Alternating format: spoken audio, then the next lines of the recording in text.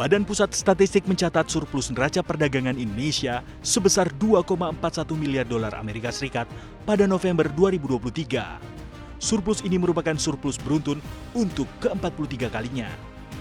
Namun, surplus kali ini menyusut jika dibandingkan dengan surplus neraca perdagangan pada bulan lalu, yakni 3,48 miliar dolar Amerika Serikat. Tercatat, impor Indonesia sebesar 19,59 miliar dolar Amerika Serikat dan ekspor 22 miliar dolar Amerika Serikat pada November 2023. Meski mengalami penurunan 11,83%, surplus 43 bulan beruntun di era Presiden Joko Widodo telah melampaui pencapaian Presiden Susilo Bambang Yudhoyono.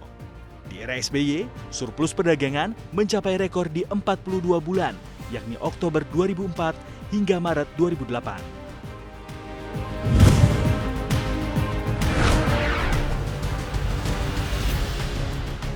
Anggaran pendapatan dan belanja negara kembali tercatat defisit pada 12 Desember 2023. Menteri Keuangan Sri Mulyani mengumumkan defisit APBN mencapai 35 triliun rupiah atau 0,17% terhadap produk domestik bruto.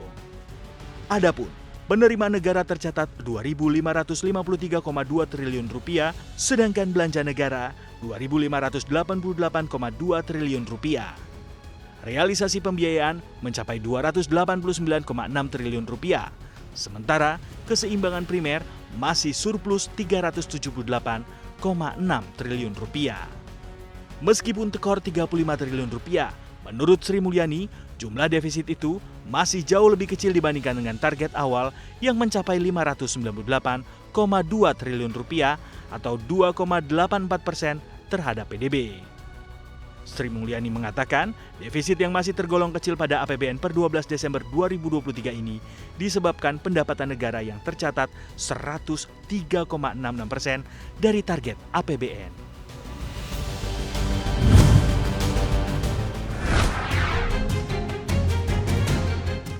Utang luar negeri atau ULN Indonesia mencapai 392,2 miliar dolar Amerika Serikat atau 6.068 triliun rupiah pada Oktober 2023. Nilai ini naik tipis 0,6% jika dibandingkan dengan posisi Oktober 2022.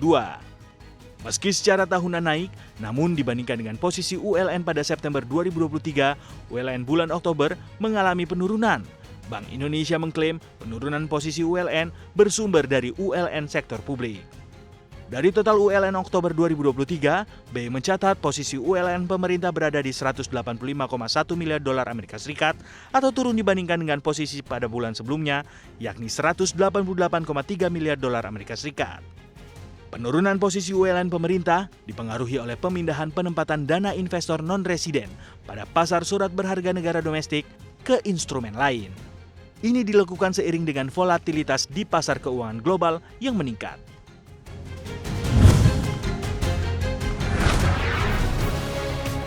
Sejumlah platform digital asing kini diwajibkan untuk berbadan hukum Indonesia. Kewajiban tersebut tertuang dalam revisi kedua Undang-Undang Informasi dan Transaksi Elektronik atau UU ITE.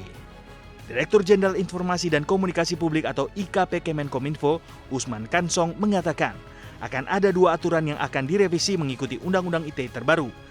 Salah satunya ialah Permen Kominfo nomor 5 tahun 2020.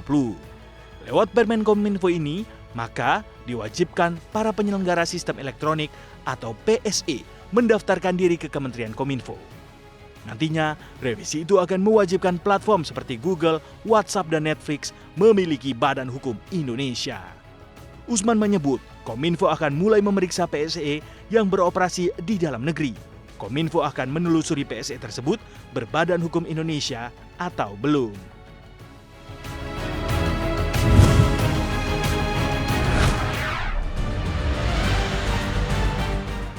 Bisnis Starbucks mulai goyang. Ini terjadi di tengah gerakan boikot yang terus meluas. Starbucks menjadi sasaran boikot setelah perusahaan waralaba asal Amerika Serikat tersebut menggugat serikat pekerjanya yang menyatakan solidaritas untuk Palestina. Seorang karyawan Starbucks yang tak disebutkan namanya melaporkan bahwa perusahaan akan melakukan PHK karena penjualan yang turun signifikan akibat boikot yang sedang berlangsung. Saat ini, perusahaan diketahui sedang memangkas pengeluaran dan memaksa pekerja yang tersisa untuk bekerja ekstra dari yang seharusnya. Hal ini dilakukan sebagai kompensasi dari kekurangan pekerja yang sedang terjadi. Sebenarnya, Starbucks tidak termasuk dalam daftar merek yang diboikot resmi. Namun, perusahaan tersebut telah menggugat serikat pekerjanya yang memberikan dukungan untuk Palestina. Starbucks juga sudah memberikan klarifikasi resmi bahwa mereka tidak memberikan dukungan finansial untuk Israel.